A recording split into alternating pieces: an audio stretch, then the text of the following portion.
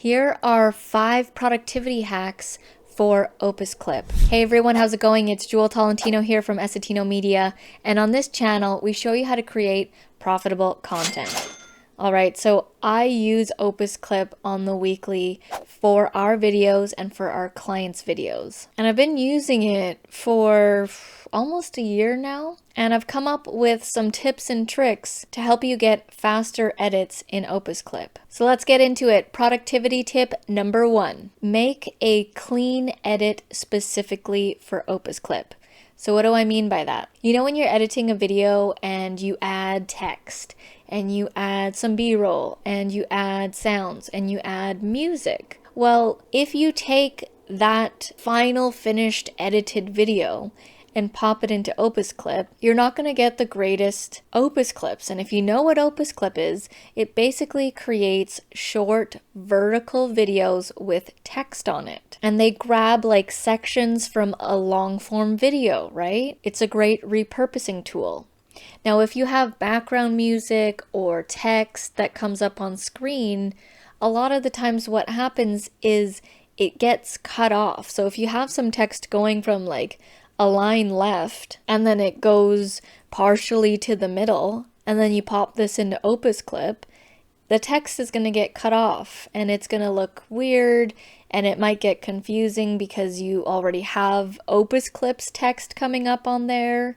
And it just visually, it doesn't look good. And then let's say you have some background music already on the final original edit. Because this is creating short clips and it's removing the dead air, it's gonna mess up the background music because it's gonna clip all that out and it's gonna sound all chopped up and glitchy. So that's why when I'm starting an edit and I know that I want to put it in Opus, what I'll do is I'll create an Opus edit, which is a clean edit, meaning I've gone through the whole video, I've done my color correction, I've done my audio correction, and then I like to edit in jump cut editing, so I remove all the dead air in the spaces, and then once I've done that, that is a clean edit for Opus. And so I will render that out and I actually will, name the video file, and then at the end of it, I'll put in all capitals Opus so that I know that that is the one for Opus. And then right after that's done, I upload it straight away to OpusClip, and then I can continue on editing the video as normal for YouTube with the text, with the B-roll, background music, and all the imagery that's coming up on screen. And I've found that this makes it so much better to get a nicer, cleaner OpusClip that can be used for YouTube Shorts, Instagram Reels, Facebook, or wherever you want to upload it. Productivity tip number 2 is to set up branded templates. So I'm here in the actual OpusClip and you can see I've got a lot of videos uploaded of our various clients.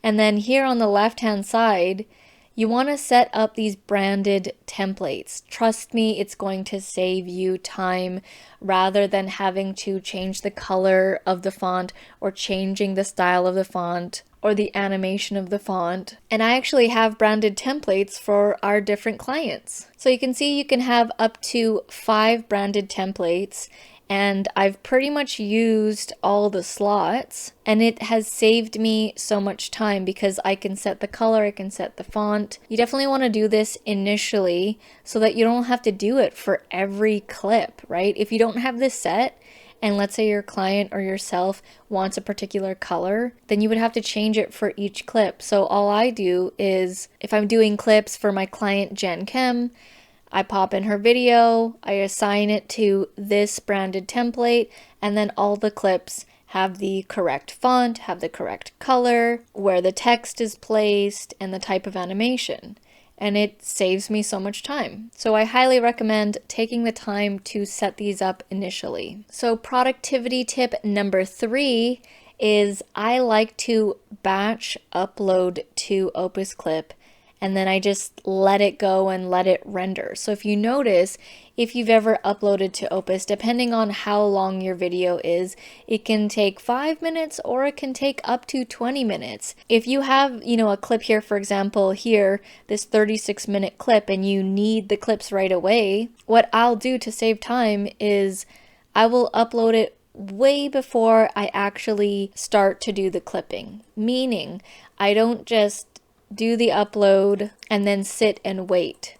I will do a bunch of uploads for my clients that I know I'm going to need to do. These are our YouTube channel management clients. And so I batch this process. I upload a bunch of them at a time. And then while they're doing all their whole thing, rendering and all that kind of stuff, I can move on and go to something else. As much as possible, I try to upload the Opus clips way in advance before I actually start sitting down to do the Opus clip editing. I also use the uploading time as time to get up and stretch from my desk, because if you're like me, you've likely sat at your desk for a while. So after I do a bunch of uploads, I will go and get up and do a stretch and things like that, and then come back. Productivity tip number 4 is when you are on this page, so it's after you've uploaded your video and you see that thumbnail icon. When you click into it, you're going to see all the clips that OpusClip has created for you.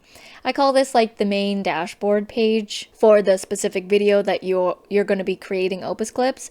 From here, you want to go through and decide which ones you're going to edit. So what I wouldn't do is straight away clicking edit clip.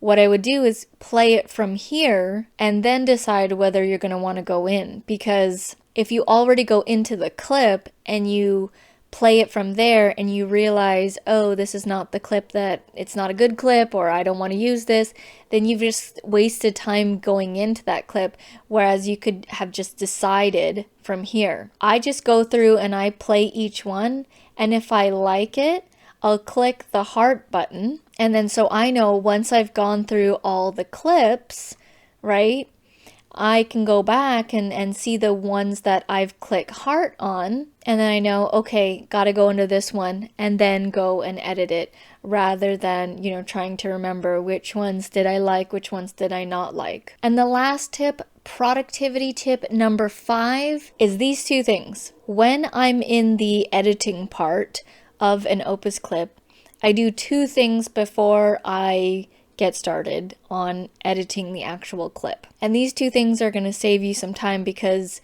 if there's something wrong with the framing or the cropping, it's going to make it way harder to edit. And when I show you the 2 tips, you'll understand.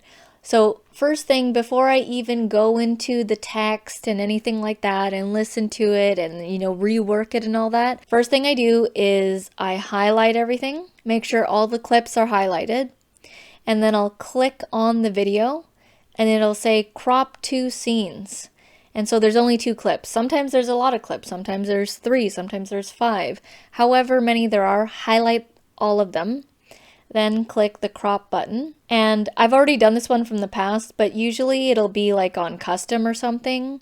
What I like to do is click on 19:6 to make sure that it is the vertical ratio, because if you go custom and you try and manually do it, you might have these like black bars and it might be all skewed and it might not fit properly. So I like to automatically go to 19:16, and then I like to move it according. I fit them in perfectly, and then I go apply to all scenes.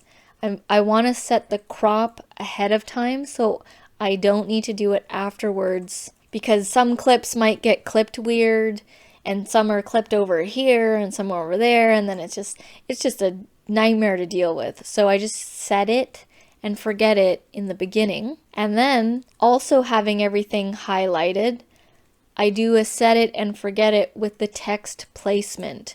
So I find that if you have it down at the bottom, which I usually have it set to, sometimes it kind of gets cut off on different social media. So what I've been doing lately is I've actually been moving the text up, and I'm going to move the text to about here. I don't want to move it any further because it's going to cover my client's face. So I'll just move it to about here, and then I'll just set it and forget it so that the crop is set and the text is set, and then I can go in and edit as normal. All right, so those are my 5 productivity hacks and tips to get a faster, cleaner edit of Opus clips. If you got any value out of this video and you want to use Opus Clip, head down to the description below, as I have my Opus Clip affiliate link there. Like I said, if you found value in this video, I would appreciate it if you use that link. Thank you so much for watching, and I'll see you in the next video.